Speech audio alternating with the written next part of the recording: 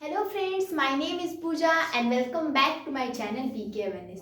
तो फ्रेंड, जैसा कि आपको पता है कि हमने एनसीईआरटी की पॉलिटी स्टार्ट की थी और सबसे पहले क्लास 6 की पॉलिटी स्टार्ट की थी और टू चैप्टर भी कंप्लीट कर लिया था। तो आज के लेक्चर में हम स्टार्ट करने वाले हैं चैप्टर 3, क्लास 6 की पॉलिटी का चैप्टर 3, सरकार क्या है। चैप्टर का नाम है सरकार क्या है, यानी व्हाट इज गवर्नमेंट। ठीक है फ्रेंड्स, तो ये जो चैप्टर है बहुत ज़्यादा इंटरेस्टिंग है और बहुत ज़्यादा इम्पॉर्टेंट भी है। आप अगर इसको समझ लेते हैं तो आपकी बेसिक अंडरस्टैंडिंग क्लियर हो जाएगी कि व्हाट इज गवर्नमेंट, गवर्नमेंट क्या है। ठीक है, तो देखिए फ्रेंड्स, सबसे पहले हमने यहाँ पे लाइन बाय लाइन टॉपिक लिख दिया, जो कि इस एनसीईआरटी की बुक में इसमें टॉपिक दिया हुआ है सरकार के बारे में। ठीक है, हमने टॉपिक लिख दिया और एक एक करके हम सारे टॉपिक पे डिस्कस करेंगे। तो सबसे पहला हमारा टॉपिक है, हम स्टार्ट करते हैं अपने लेक्चर को।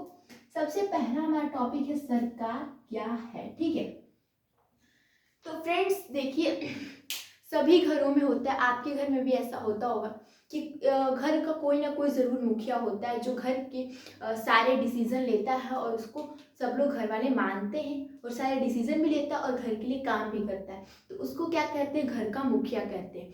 वैसे भी अगर देश के लिए कोई डिसीजन लेना हो या देश के हित के लिए कोई डिसीजन लेना हो या देश में कोई काम करवाना हो या कैसे भी देश की रक्षा करनी हो या देश के लोगों के लिए काम करना हो, तो क्या कौन करता है, वही करती हूँ, क्या करती है, सरकार ही वो काम करती है। ठीक है, जैसे उदाहरण के लिए, जैसे शॉर्ट एग्जांपल अगर हम लेंगे तो उदाहरण के लिए जैसे ये कि मान लीजिए कि सड़क और स्कूल कहाँ बनाया जाए, या फिर बिजली की आपूर्ति घर घर में कैसे, हर गांव और हर शहर में हर जगह बिजली की आपूर्ति कैसे करें, या फिर किसी चीज़ कोई वस्तु है उसके दाम महंगे हैं तो उसके दाम को कैसे घटाया जाए, या फिर सामाजिक मुद्दा यानी गरीबी कैसे हटाया जाए। ये सब काम क्या होता है, ये सब ही काम क्या होता है, सरकार का काम होता है। जो देश की हित के लिए, देश की रक्षा के लिए, ये सब देश के लिए जो काम होता है, हमारे एक एक नागरिक के लिए जो काम होता है, वो क्या, वही सरकार उसको करती है। जैसे इंपॉर्टेंस कुछ महत्वपूर्ण काम भी होते हैं, जैसे ये कि आप ये कह सकते हैं कि हमारे देश की सीमा की रक्षा भी का देश की सीमा की रक्षा काम भी सरकार का ही होता है, या फिर दूसरे देश से शांतिपूर्ण संबंध बनाए रखना भी देश की सरकार का ही काम होता है। अच्छा, देश की सीमा की रक्षा अगर नहीं करेंगे तो क्या होगा। जैसे देखिए, तिब्बत बहुत पहले एक देश था, लेकिन चीन ने वो क्या कर लिया, उस पर कब्जा कर लिया और उसको अपने देश में मिला लिया। तो अगर हम देश की रक्षा नहीं करते, देश की सीमा की रक्षा नहीं करते, तो क्या होगा, हमारे देश को भी कोई अपने मिला सकता है। तो इसलिए हमारे देश की सीमा की रक्षा करना भी ज़रूरी है, और वो भी क्या, एक सरकार का ही काम होता है। या फिर ये कि दूसरे देश से शांति संबंध बनाना, या फिर अपने देश के ही अंदर देखना कि सभी लोगों को शिक्षा मिल रही, पर्याप्त शिक्षा या फिर पर्याप्त भोजन मिल रहा है कि नहीं। या फिर ये भी होता है कि मान लीजिए कोई प्राकृतिक आपदा आ जाती है, जैसे कि सुनामी या फिर भूकंप, तो उससे जो पीड़ित लोगों को लाभ पहुंचाना है, पीड़ित लोगों को सहायता करना, आर्थिक ये सब मदद देना, ये सब भी क्या होता है, सरकार का ही काम होता है। तो ऐसे बहुत सारे सरकार के काम होते हैं। तो आप ये सोच रहे होंगे कि इतने सारे काम सरकार अकेले कैसे करती है, आप यही सोच रहे होंगे। तो हम बताते हैं फ्रेंड्स कि या सरकार अकेले सारे काम कैसे करती है। तो सरकार एक स्तर पे रह के सारे काम नहीं करती है, सरकार 3 स्तर पे रह के सारे काम करती है। छोटे काम, बड़े काम, इन सबको बांटा गया कि किस स्तर की सरकार कौन सा काम करेगी। जैसे मान लीजिए पहला स्थानीय स्तर की सरकार। तो स्थानीय स्तर की सरकार कैसा कैसा काम करेगी। जैसे स्थानीय स्तर की सरकार, जैसे आपके गांव या मोहल्ले के लिए कोई काम किया जा रहा है तो उसको कहेंगे कि वो स्थानीय स्तर की हमारी सरकार है। ठीक है, और वो जैसे कि कहाँ ऐसे कहाँ स्कूल ये सब बिजली उजली कैसे मतलब पहुंचाया जाए, या फिर ये सब काम स्थानीय स्तर की सरकार का है। ठीक है, जैसे नगर पालिका, नगर निगम, ये सब क्या स्थानीय स्तर की सरकार होती है। दूसरा होता है कि राज्य स्तर पे जैसे मान लीजिए मैं यूपी से बिलोंग करती हूँ, या फिर किसी भी राज्य से कोई बिलोंग करता है, जैसे मान लीजिए यूपी की सरकार यूपी के लिए कोई काम कर रही है, तो उसे कहेंगे कि वो यूपी राज्य के स्तर पे काम कर रही है, यूपी के लिए, तो उसे क्या कहेंगे कि यूपी की राज्य सरकार है। और थर्ड होता है, एक होता है कि राष्ट्रीय स्तर की सरकार। राष्ट्रीय स्तर की सरकार क्या होती है, जैसे कि हमारे देश के लिए अगर कोई सरकार काम पूरे देश के लिए कर रही है, उसे कहेंगे राष्ट्रीय स्तर की सरकार। और ये देखिए, स्थानीय स्तर की सरकार, जैसे कि आपके गांव या मोहल्ला के लिए कोई काम हो रहा है तो उसे स्थानीय स्तर की सरकार कहेंगे। ठीक है, राज्य स्तर सरकार यानी कि आपके राज्य के लिए कोई काम कौन करेगा, राज्य स्तर की सरकार, और राष्ट्रीय स्तर की पूरे देश के लिए जो काम करी उसे राष्ट्रीय स्तर की सरकार करती है, पूरे देश के लिए का। यानी कि सरकार इन तीनों स्तर पर रह के काम करती है, जैसे कि स्थानीय स्तर की कोई सरकार होती है या फिर राज्य स्तर की, राष्ट्रीय स्तर की। ठीक है, तो ये तो हमने समझ लिया। अब हमारा थर्ड टॉपिक है क्या, सरकार एवं कानून, यानी कि सरकार कैसे चलती है, सरकार कैसे कानून बनाती है। तो फ्रेंड्स देखिए क्या होता है, कैसे हमारा देश चलता है। सबसे पहले क्या होता है कि सरकार कानून बनाती है और उस कानून को सभी लोग को मानना पड़ता है, हमारे देश के लोग को मानना होता है। और इस सरकार के पास ये भी शक्ति होगी, अगर कोई उस चीज़ को नहीं मान रहा, उस कानून को नहीं मान रहा, तो उसको मनवाने के लिए उसको बाध्य भी कर सकती है। कैसे कर सकती है, जैसे मान लीजिए एग्जाम्पल के तौर पे एक ये कानून बना है कि जो भी गाड़ी चलाएगा उसके पास लाइसेंस होना चाहिए। तो अगर बिना कोई लाइसेंस के गाड़ी चला रहा है तो उस पर जुर्माना लग सकता है या फिर जेल भुगतना पड़ सकता है। यानी ये कानून है, इस कानून का आपको फॉलो करना है। ठीक है, और फिर उसके बाद से हमारा आता है कि ये जो सरकार ये जो कानून बनाती है, अगर आपको कुछ ऐसा लगा कि सरकार ऐसा कानून बनाई है जिससे आपके धर्म या जाति, आपको आर्थिक रूप से नुकसान या कुछ भी नुकसान हो रहा है, आपको निर्णय सही नहीं लग रहा है, तो आप उसका क्या कर सकते हैं, आप न्यायालय में जा सकते हैं और उससे दावा कर सकते हैं कि ये जो कानून है वो सही नहीं बना, हमारे लिए हानिकारक या हमारे लिए अच्छा नहीं है। तो उसके लिए क्या, न्यायालय उसका हो। ये नहीं कि सरकार जो चाहे जैसा चाहे वैसे मन का कोई भी निर्णय ले ले, नहीं। अगर लगता है कि उसने सही डिसीजन नहीं लिया, सरकार ने हमारे देश के हित में नहीं है, तो आप क्या कर सकते हैं, न्यायालय जा सकते हो, दावा कर सकते हैं कि ये निर्णय सही नहीं। ठीक है, तो उसके लिए क्या करेगा, न्यायालय आदेश देगा कि अब क्या होगा। ठीक है, अब कौन सा डिसीजन सही है और कौन सा डिसीजन सही नहीं। ये नहीं कि सरकार जो मन चले वो कर लेगी। ठीक है, तो देखिए सरकार, अब हम देखेंगे कि ये जो सरकार है, सरकार कितने प्रकार की होती है। तो फ्रेंड्स देखिए, इसकी सरकार कितने प्रकार की होती है, इसके पहले ये देख लेते हैं। नहीं, अभी नहीं देखेंगे सरकार कितने प्रकार की होती है। तो देखिए सरकार दो प्रकार की होती है, एक होती है लोकतांत्रिक सरकार, एक होती है राजतांत्रिक सरकार। ठीक, राजतांत्रिक सरकार।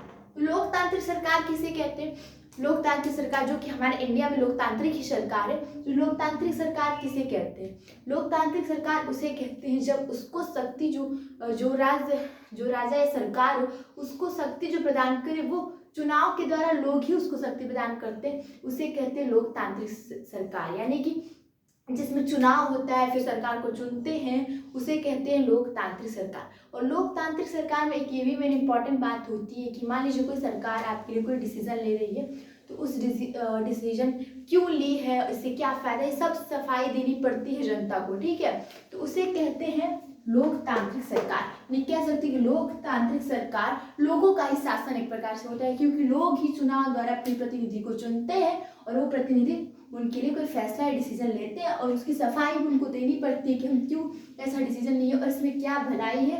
और ठीक है, ऐसे सब सफाई देनी पड़ती है लोकतांत्रिक सरकार को। जैसे कि इंडिया में भी लोकतांत्रिक सरकार यानी कि चुनाव होता होगा, आप देखे भी होंगे। और एक दूसरा होता है राजतांत्रिक सरकार। राजतांत्रिक सरकार क्या होता है, जैसे राजतांत्रिक सरकार वो होता है कि जिसमें राजा या रानी राजा होते हैं। ठीक है, राजा या रानी राजा होते हैं, वही राज करते हैं। और राजा या रानी के पास उनके एक सलाहकार होता है, जो उनसे सलाहकार का एक समूह होता है, राजा उससे सलाह करके कोई भी डिसीजन लेता है। लेकिन जो लास्ट डिसीजन होता है वो राजा का ही होता है। और कोई भी उस डिसीजन ले तो उसको सफाई भी नहीं देनी पड़ती जनता को कि हमने क्यों लिया और किससे इस कहानी या लाभ, कुछ भी सफाई भी नहीं देना पड़ता है। किसमें, राजतांत्रिक सरकार में। और लोकतांत्रिक सरकार जो कि हमारे इंडिया में है। ठीक है, तो देखिए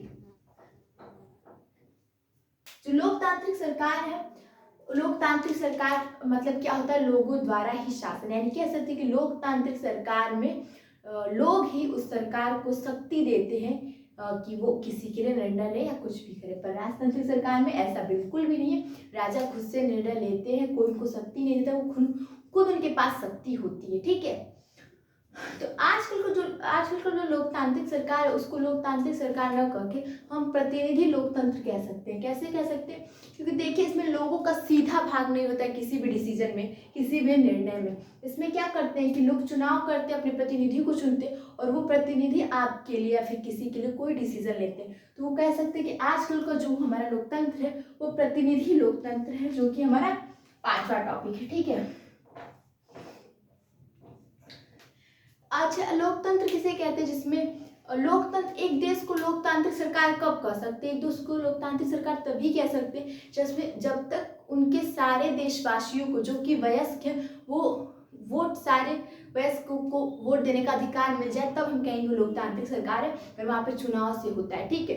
पर पहले के जमाने में, पहले में ऐसा नहीं था। पहले क्या करते थे? पहले के लोग, जो हमारे आज़ादी के पहले, बहुत लोग को वोट देने का अधिकार नहीं था। जैसे कि गरीब लोगों को या फिर महिलाओं को या फिर जिनके पास संपत्ति नहीं होती थी, वो वोट नहीं दे सकते थे पहले के ज़माने में। ठीक है। यानी बहुत पहले की ये सब बात है। तो इसलिए बहुत लोगों ने इसके खिलाफ संघर्ष भी किया कि सबको वोट देने का अधिकार मिलना चाहिए। ठीक है। तो इसी में गांधी जी ने 1931 में एक यंग इंडिया पत्रिका में लिखा था कि मैं ये बात बिल्कुल सहन नहीं कर सकता कि जो गरीब है, जो संपत्ति वाला है या जो पढ़ा लिखा है, उसको वोट देने का अधिकार है, लेकिन जो जिसके पास संपत्ति नहीं है, जो पढ़ा लिखा नहीं है लेकिन उसके पास चरित्र है और वो अच्छे से दिन रात मेहनत करके काम करता है, उसको वोट देने का अधिकार नहीं है। ऐसा नहीं होना चाहिए। गांधी जी ने अपनी पत्रिका में 1931 में लिखा था। ठीक है फ्रेंड्स। तो कि पहले क्या करती, महिलाओं को फिर या गरीब लोगों को या फिर जिसके पास संपत्ति नहीं रहती थी, वो उनको वोट देने का अधिकार नहीं था। ठीक है। पहले की लोकतांत्रिक सरकार में। ठीक है। पर अब ऐसा नहीं होता। अब क्या होता है कि अब सभी वयस्क को वोट देने का अधिकार है। जो 18 साल से ऊपर के हैं उनको सभी को वोट देने का अधिकार है। तो फ्रेंड्स देखिए, सबसे पहले था कि पहले वोट देने का अधिकार की जो आयु थी वो थी 21 साल, लेकिन अब उसको घटाकर क्या कर दिया गया है? 18 साल कर दिया गया। वो कब किया गया? 20 दिसंबर 1988 में 62वें संशोधन द्वारा मताधिकार के आयु को 21 से घटाकर 18 कर दिया गया। ये कि जो कि इम्पोर्टेंट क्वेश्चन, आप इसको याद कर सकते हैं। ठीक है। ठीक है। हमारे देश में नहीं, बहुत जगह महिलाओं को वोट देने का अधिकार, यूरोप में, अमेरिका में, इन सब में महिलाओं को अपने मताधिकार के लिए बहुत ज़्यादा संघर्ष करना पड़ा। जब प्रथम विश्व युद्ध चल रहा था उसमें बहुत महिलाएं मताधिकार के लिए संघर्ष कर रही थी। उस समय एक आंदोलन भी हुआ था जिसे कहते हैं सफ्रेज मूवमेंट। क्या कहते हैं? सफ्रेज मूवमेंट। सफ्रेज मतलब क्या होता है? मताधिकार। यानी कि प्रथम विश्व युद्ध के दौरान यूरोप और अमेरिका की महिलाएं जो वो सब भी थी, वो सब क्या कर रही थी? वो आंदोलन कर रही थी, हमें भी वोट देने का अधिकार मिलना चाहिए। उसे सफ्रेज मूवमेंट कहते हैं। ठीक है फ्रेंड्स। जो अमेरिका में महिलाओं को वोट देने का अधिकार 1920 से मिला और जो इंग्लैंड में महिलाओं को वोट देने का अधिकार 1928 से मिला। और सबसे पहले भारत में महिलाओं को वोट देने का अधिकार 1919 में मिला था, भारत अधिनियम के द्वारा। ठीक है फ्रेंड्स यही सब रहा। ज़्यादा टॉपिक्स नहीं था, बहुत आसान चैप्टर 3 था। बस इसमें थोड़ी बेसिक अंडरस्टैंडिंग आपको समझना था कि अगर आप इस चैप्टर को पढ़ लेते हैं तो आगे की जो पॉलिटी की एक बुक आएगी पूरी, वो जो संविधान की बुक रहेगी, तो उसको समझने में आपको आसानी होगी अगर आप एक एक कीवर्ड समझ जाते हैं। तो आई होप फ्रेंड्स आपको वीडियो अच्छी लगी और आपको सारे कॉन्सेप्ट अच्छे से समझ में आएंगे। तो फ्रेंड्स अगर वीडियो अच्छी लगी तो वीडियो को लाइक कीजिए, चैनल को सब्सक्राइब कीजिए एंड शेयर कीजिए। Thank you.